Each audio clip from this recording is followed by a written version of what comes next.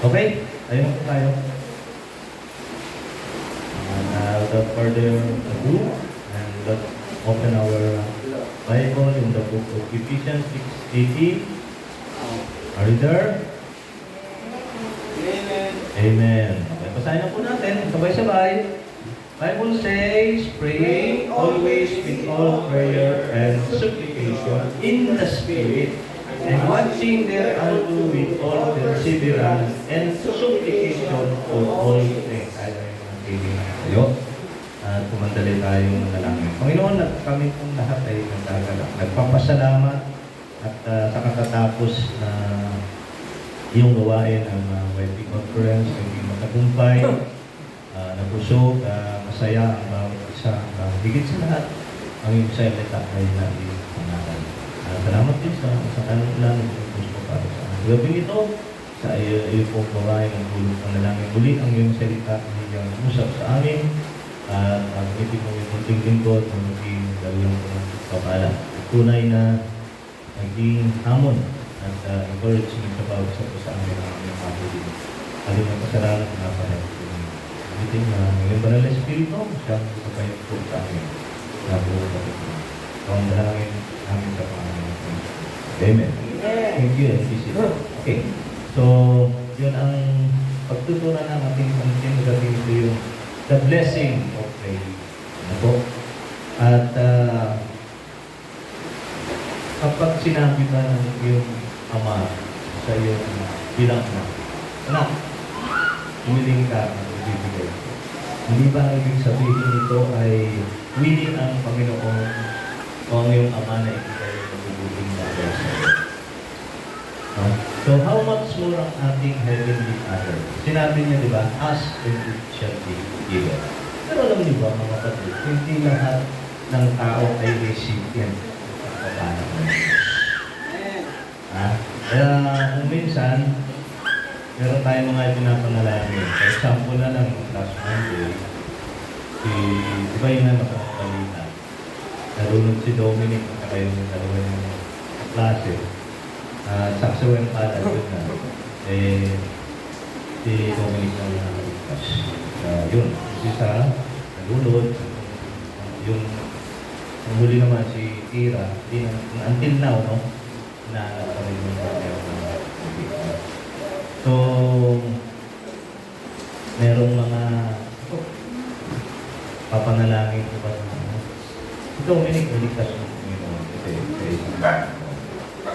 pero madalas tayo mga kapatid, di ba? Meron tayo mga ibang tao na pinapag-pray na walang kinalaman sa kaligtasan. Napansin niyo ba dinidinig ka ng Diyos? Pero hindi ba nag-pray? Madalas ay parang nagiging kasangkapan ng kasi kami dito, sa aming karanasan, maraming gano'n na tao na parang ginagamit ka lang na okay, pag-pray nyo, yung bigay na sa amin ng Panginoon yung natatanggap ng malaking pera, okay. So pag natanggap ka, wala na rin siya. So ano nangyari? Para magamit ka.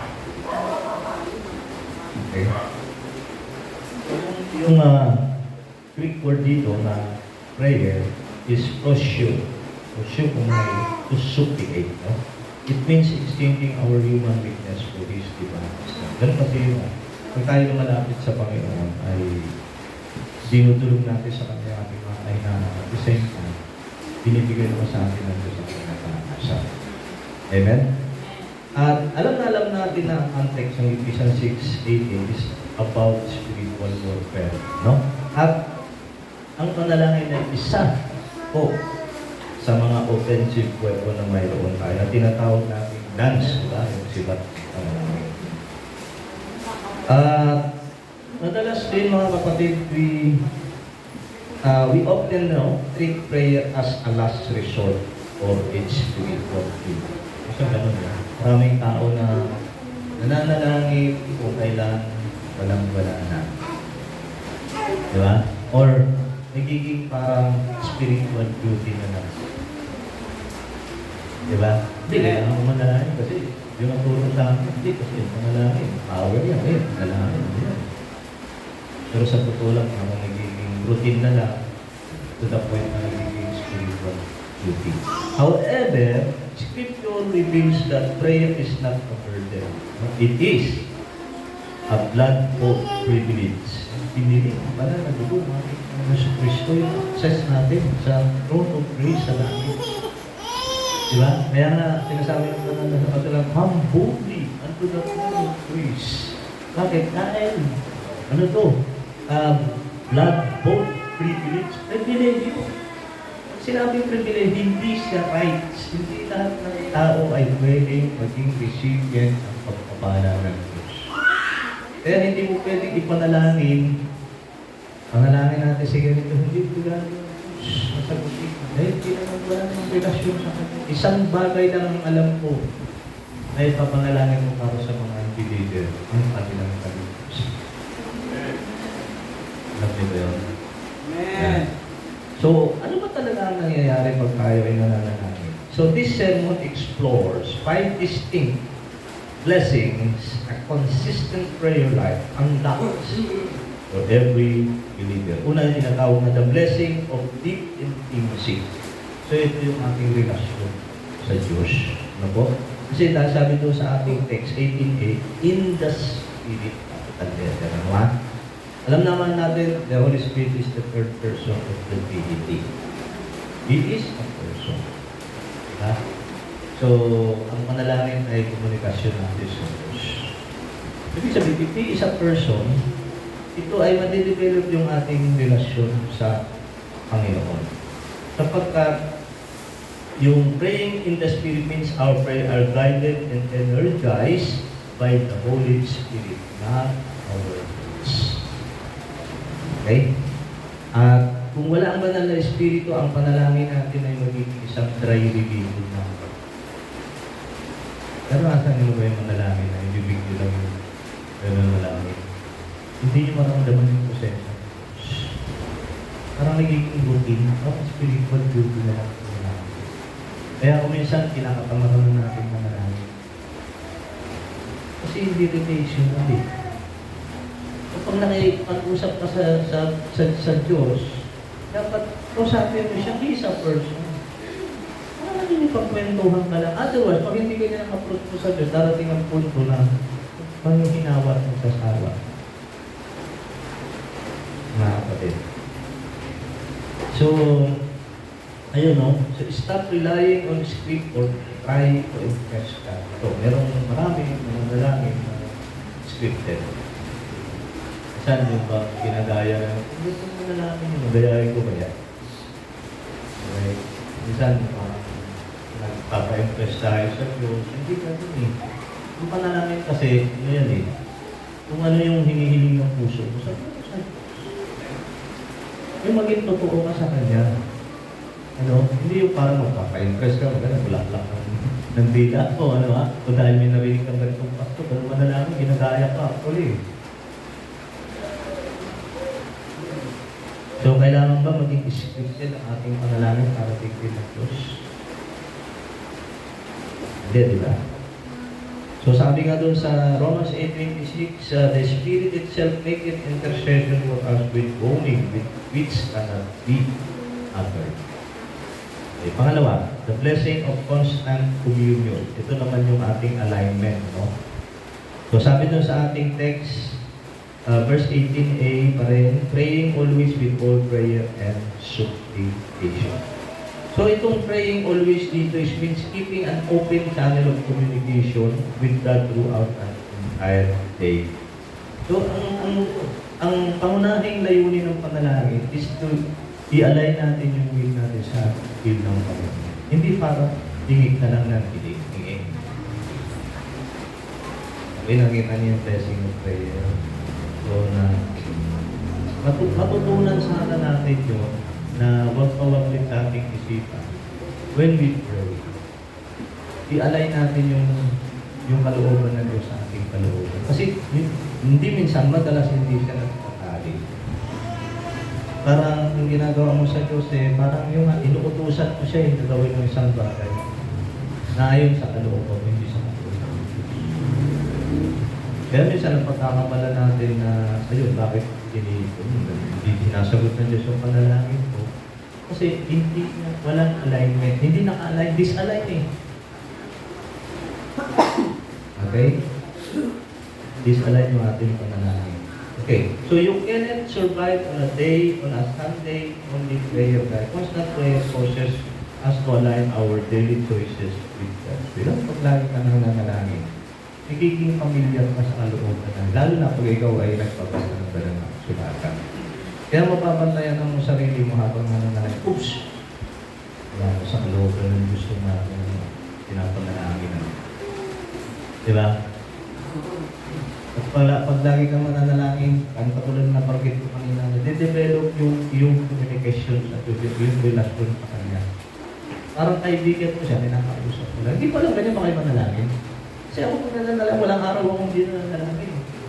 Basta na may mga spur of the moment, pag kailangan, gagawa ko ng project yan, kasi ang ginawa natin sa likuran. Pag may hindi ko alam, hindi mo ako ng wisdom. Minsan mga gano'n lang ang panalangin. Minsan nagkakasalita ako, ay salamat ko ngayon. Nililigong ko yung nagawa, salamat ko nagawa ko. Kailangan kayo ang pwede ko gawin. Dahil niya kausap, hindi ba kayo gano'n?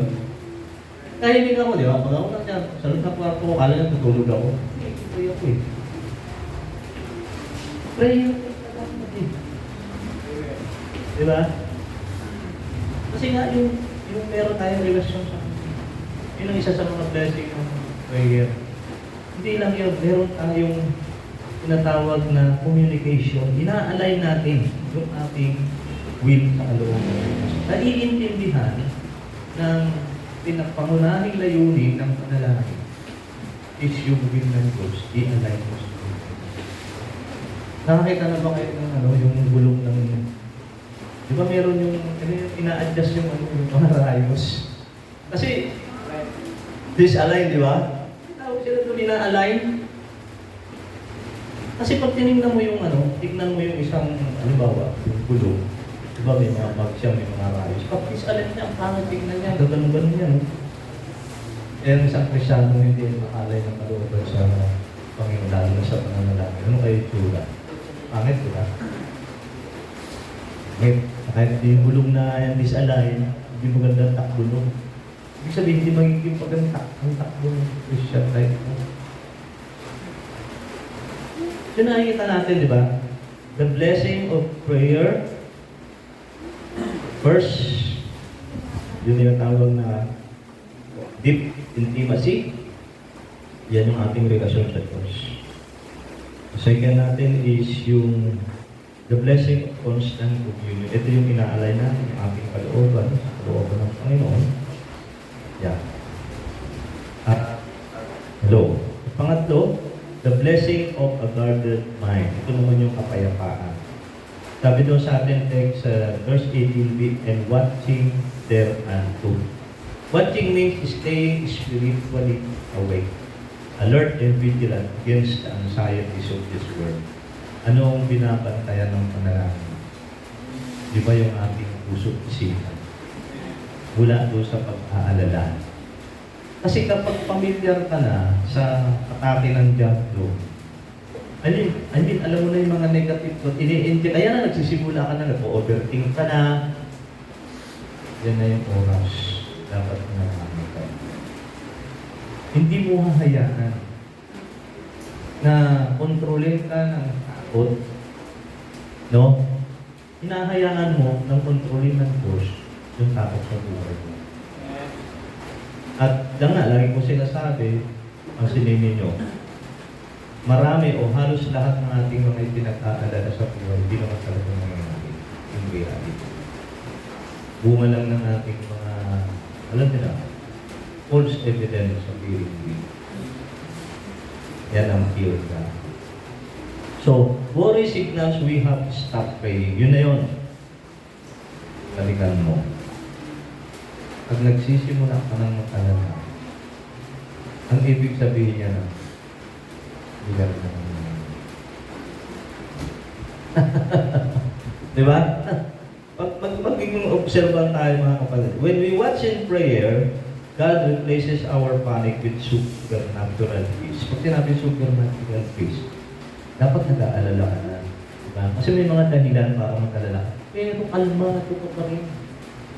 Pag sinabi supernatural peace, yung maraming dahilan para ikaw ay mag-alala na, pero ikaw ay nananatiling kalmado.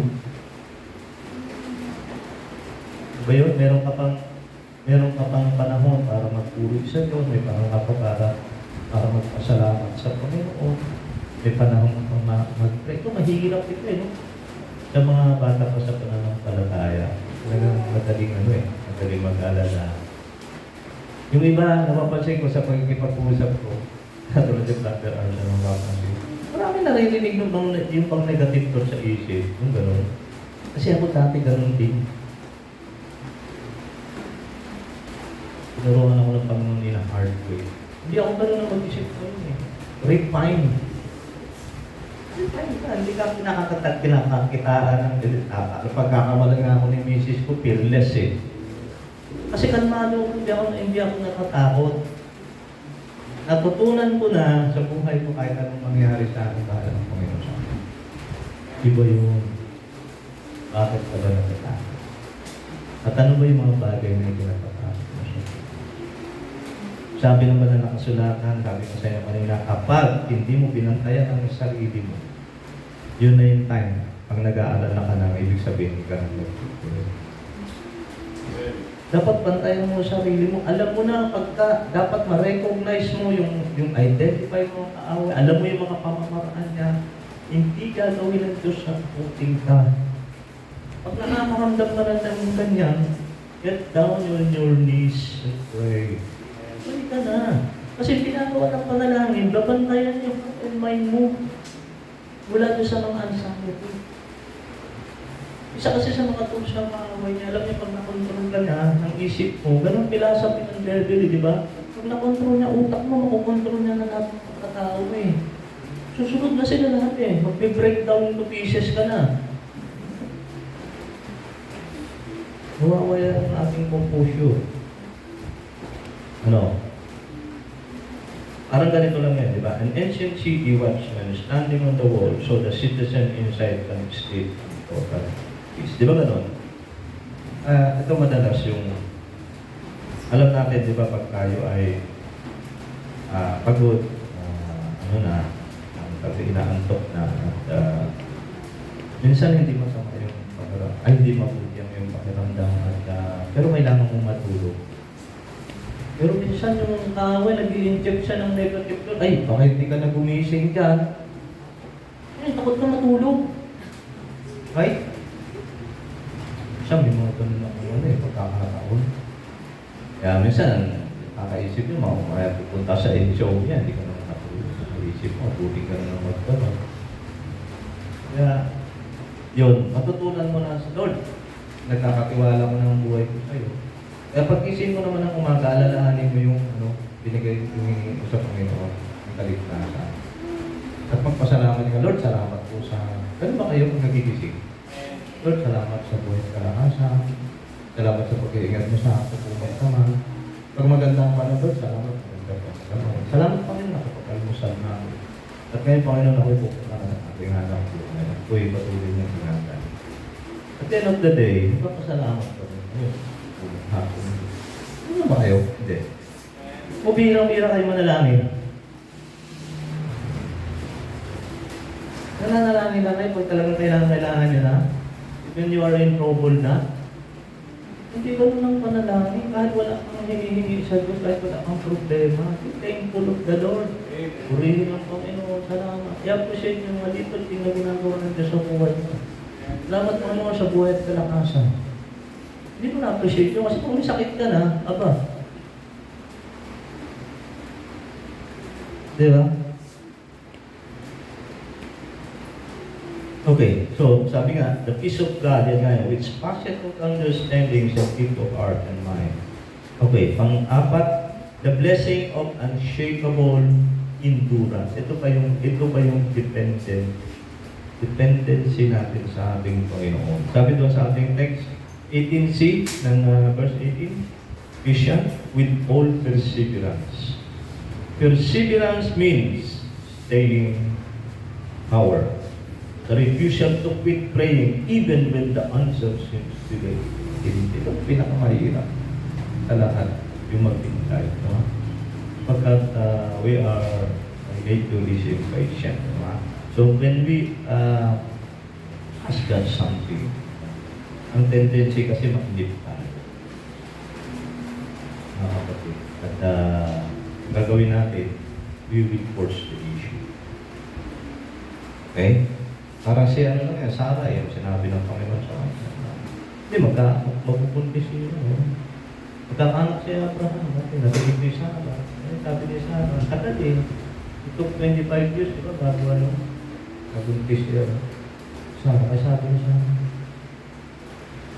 Ay, baka yan yung si Hagar, yung alipin nating Egyptian.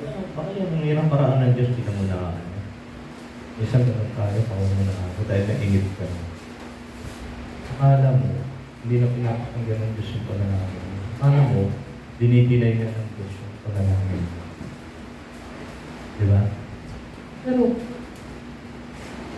hindi ba natin iniisip, di ba? Pag meron tayong isang bagay na hinihingi sa Diyos, tapos pag naginip tayo, magbabago isip natin. Hindi ba parang niloloko natin ang Diyos? Ano ba talaga gusto natin? Ha? So yun o, tandaan natin, bakit? Kasi delays are not denial. They build spiritual muscles. Parang stretch out yung faith natin. So minsan, that he has to, I mean, kailangan dumaan tayo sa ganun eh. No? Kasi nga, when we keep, ito lagi sinasabi, when we keep on praying, we keep on trusting God. Ano ba yung na-stretch out of time, long waiting? Ano kaya? Doon na ipuput into test para kang binabatak yung ibang pag-ipan. Diba? Yeah. So persistent prayer, crushes our pride and deepen our dependence. So don't have pride dependence. Hindi ka na makapaghintay, siyempre wala ka na pagtitiwala, tatampo ka na sa Diyos, ipo-force mo na yung gawa ka na ng sarili mong paraan. So, nananatili ka, nawawala yung dependency natin sa Diyos. Ang tendency nun, tayo na yung gagawa ng paraan kung ano yung problema natin.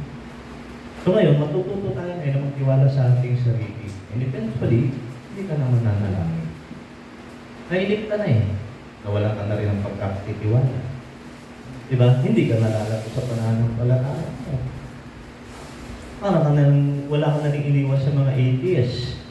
Ng Diyos. Kasi yun ang palatandaan na tayo ay naniniwala sa Diyos. Kaya na tayo nag-pray na din natin sa nakikita. Diba? So yun o, parang ano lang yan, di ba? A deep well pump, you must pump the handle repeatedly before the refreshing water finally bursts out. Ano mo pa? Yung mga deep well, di ba? Pag yung patay yung bomba, sabi nila, buhayin mo sa pamamagitan ng pagsabi ng tubig yung tawag ng picture ba yun? Okay. So, habang binubuhusan mo ng tubig, binubomba, hindi agad lalabas yung tubig eh. Tama? Maraming beses pa. Ganun yung minsan eh. Kailangan bombahin mo para lumabas yung tubig. I mean, para matanggap mo yung hinihingi mo eh. Kasi, ino-observahan ka rin ng Diyos eh. Okay, humingi ka sa akin ng isang bagay. Pero teka muna. Kasi ang mas mahalaga sa akin, mag-develop yung relasyon mo sa akin. Kung ibibigay ko sa iyo lagi, magiging walang spoiled na bata. Parang konting kibot, kailangan bibigyan ulit mo. Yun talaga ang pagtitiwala. Habang tumatagal, lalo ka nagtitiwala sa Panginoon. Parang buong base, kailangan na-stretch out yung muscle mo, di ba? Pero nalakas mo. Kasi pag hindi, gano'n ang luhin na, pag hindi mo talaga binomba, hindi na ako sa tubig. Tama? Ganon din pag hindi, pag puminto ka sa pagtingin sa Diyos, yun na. Hindi mo naman, ibig sabihin, abot kamay mo na, andyan na, malapit na siya eh. Di ba? Saka pa mag-aaral lang, saka pa mag-stop. So sayang naman yung effort ko, nag-pray ka pa, tapos umintro ka rin. Diba? So So do not think over that delayed answer for your family or health. Keep pumping the 100 prayer. Keep pumping. Yan ang hamon sa atin. Di ba? Kaya nga yung, meron ako na ipag-teach dito na pag tayo ay mananalangin, unang-unang ipanalangin, huwag ko yung hingi agad. Panalangin mo, bigyan ka ng pasensya. Kasi pag pinapump mo yung ano ba, yung picture ng ano, pag wala kang pasensya, hindi mo. So, hindi yung pump ang may problema, ikaw. Wala kang pasensya eh. Di ba? Ganun na rin yan, magpisang buhay. Pag wala kang pasensya, wala kang na rin pagtitiwala. Kasi ang nagtitiwala, hindi nakikilig. Yan. So yun ang una mong, kung ano yung problema mo, balikan mo sa sarili yung, bakit pa nahihirapan? Ano ba yung pride ba, nagiging dahilan? Yung impatience pa ako? Gamutin mo muna yung sarili ko. Kasi tayo yung merong diferensya. Hindi ang Panginoon. Kaya yung diferensya mo, gamutin mo muna yun sa bago mo hingin sa Diyos kailangan. Amen? Yeah. Kaya sabi sa Luke 18:1, men ought always to pray and not to faint. Okay, panghuli, the blessing of spiritual victory. Ito naman yung verbo, no? Yung text natin, 18b, sabi doon, and supplication for all saints. Ito, intercessory prayer. Ito, alam na context na, spiritual warfare. Tinatawag natin ito yung sipat ng panalangin. Pagkat kahit malayo ang ating mga kapatid na nangangailangan ng tulong panalangin, ay masasakluluhan natin sa pagpalayo sa pamamagitan ng intercessory prayer. Kasi sinabi din ng banal na kasunatan na hindi lang ikaw, ako, lahat ng mananampalataya sa buong mundo ay nakakaranas din ng ganito at ganito rin pagsubok. I mean, under attack din ng kaaway. So parang tayong, dahil ito'y nakuha ni Apostle Paul sa mga Romans, so isa sa mga strategy ng mga Romans, so hindi po sila naghihiwalay. Invincible sila. Hindi sila matatalo. Kapag kita mo yung Romans soldier, pag yun, yung alam mo yung over nila, grabe, walang papasok, walang lusot na pala, walang lusot na siba. At kapag uma-advance sila, massive, ibig sabihin sabay-sabay. Simple mo na lang lahat ng Kristyano, prayer po. Pinag-pray ang bawat isang kahitong distance. Protektado tayo ng divine na power ng Diyos. Kaya naman kasi, minsan ina-underestimate natin yung power of intercessory prayer. Pero sinabi dito, and supplication for all saints. Okay? So this means lifting up our spiritual brothers and sisters in targeted, urgent intercessory prayer. Isa rin itong may misa sa strategy natin. Kasi nga, by nature again, we are selfish. Ang tendency natin, hingin natin mo sa Diyos na kailangan natin. Kanina, mensahe, di ba? Iba isipin mo. Kaya nga, sa dala ko rin mensahe kanina ng Panginoon, kailangan mo pa matututong umibig sa kapwa kung puro lagi na sa iniisip mo. Di ba? Isipin mo, Lord, kailangan mo naman ito, tsaka ganito, Lord, nakasentro ka sa sarili mo eh. Hindi mo na may papanalangin yung iba. Hindi na. Yan ang problema. So the enemy wants to isolate you. When we pray for one another, we will the lance that pierce down strong. So yun ang gusto ng away, isolate mo yung sarili. Hindi ka looban ng Diyos yung mga kapatid. Kaya noon, naalala ko, nung hindi pa ako pastor, meron kami mga prayer time sa aming mga kanya-kanyang tahanan. So nakaset yun, o sa ganitong oras, for example, alas 8 ng gabi, so lahat-lahat mananalangin. Tapos may kanya-kanya kaming listahan. Para, kasi mag-wonder ka na, Wala kang lista. Para bumili ka sa palengke, hindi mo nabili yung ano mo kasi wala kang lista. So may guide ka. Ito yung mga panalangin na. Help muna, ministry, okay, mga persecution, kung ano nakalista lahat. Huling-huli yung sarili namin. Ganda, di ba? Pero sabay-sabay kami. Basta tinako na lasod. For example, lasod ka ng gabi, sabay-sabay kami manalangin. May listahan kami. Ano ang difference ng random prayer? Sa bigyan mo ng sistema ng sarili mo. Diba God is a God of order? Ano ang diferensya nung randomly nagpe-pray? Hindi naman masama mag-pray randomly o yung merong sistema. Ang logika kasi dyan, ibibigay na ba ng Diyos sa'yo yung isang bagay na hindi mo pa hinihingi? Yung iba kasi, ganito ang mga philosophy. Hindi ko mahihingi yan, binigay. Hindi pa rin totoo yun. Kaya may natanggap ka, kahit di mo hiningi, kasi merong nanalangin para sa'yo. Tawag doon yung procession with prayer. Ang puting of it, gusto kong makita ni Rio dito. How if lahat tayo, sabay-sabay na naman. It make a difference.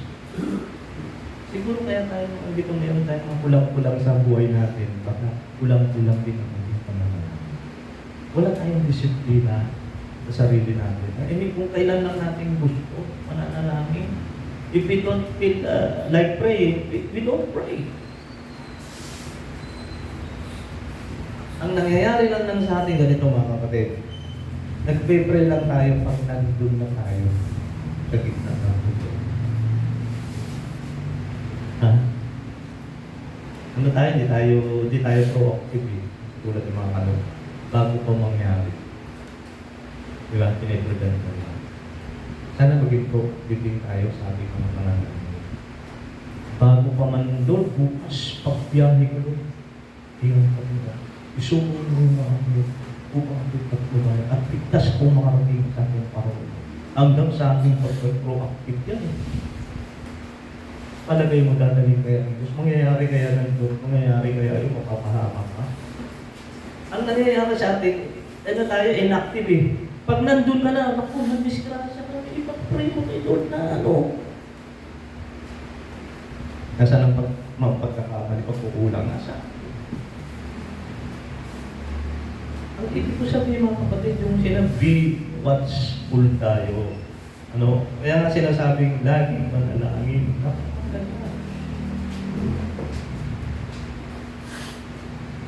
Napakalaga ng pananalangin mga kapatid, yun ang ibig sabihin talaga nito. Okay. Yeah. So Roman soldier locking their weak shield together to form an unbreakable victorious wall against it. Yun nabanggit ko na nga sa inyo. Kaya ito pinaunawa ng banal na espiritu kaya so habang nakakulong siya. Naobserbahan niya yung mga Roman soldier, kanilang mga military strategy, ganyan, kanilang mga kasuotan. Ibig sabihin, ganito ang aming pakikibahan. Ito ang aming pakikibahan. Minsan siguro, isip ko lang, balikan ko yung nakakagod. How if magkaroon tayo ng mga prayer time? Hindi naman parang maging tayo. Perfecto na. Pero iba kasi yung nakalimutan ko. Baka bukas maalala mo naman. Kaysa yung wala kayong gano'n, walang strategy, walang sistema, walang disiplina. Randomly, kapag nandun na sa problema, sa alam magpe-pray, Lord, help me. Kumbaga, ikaw yung parang pumunta ka sa highway, maraming nagpapatinterok sa mga Lord, inato mo ko ha, huwag mga masagasaan. Ikaw may isip ka, binigyan ka ng isip ng Diyos. Ilalagay mo sa balang ng alanganin ng sarili mo. Saka ka man nanalangin, Lord, ligtas mo ako.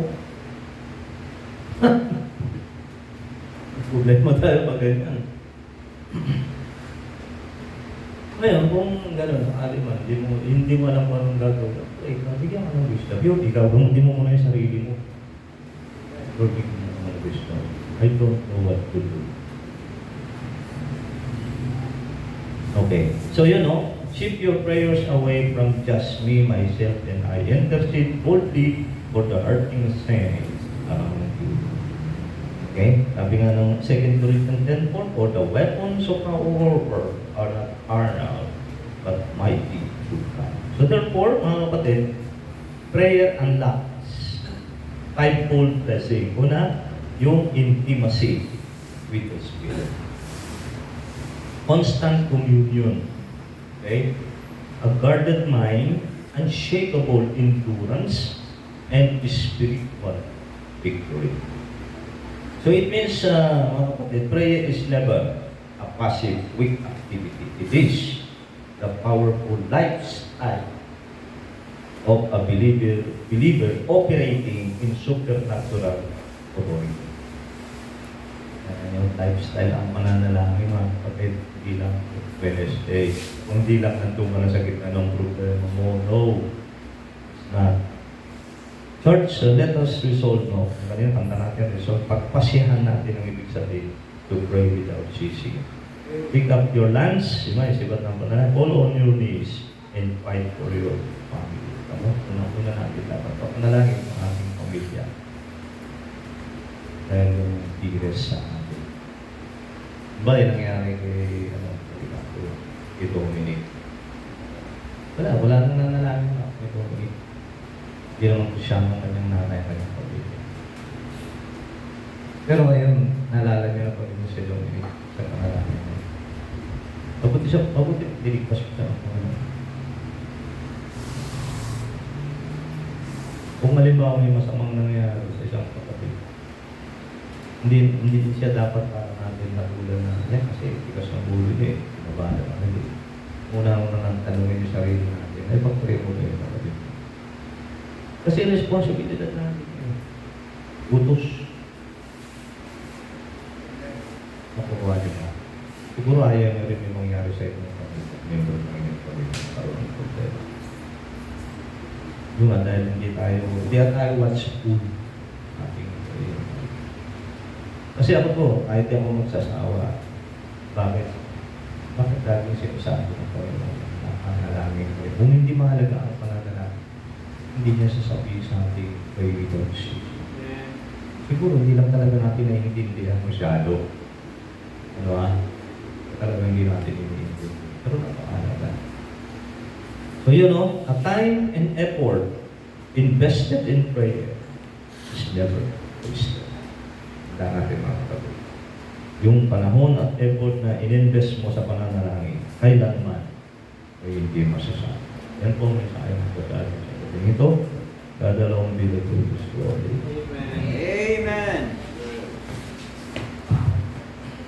Amen.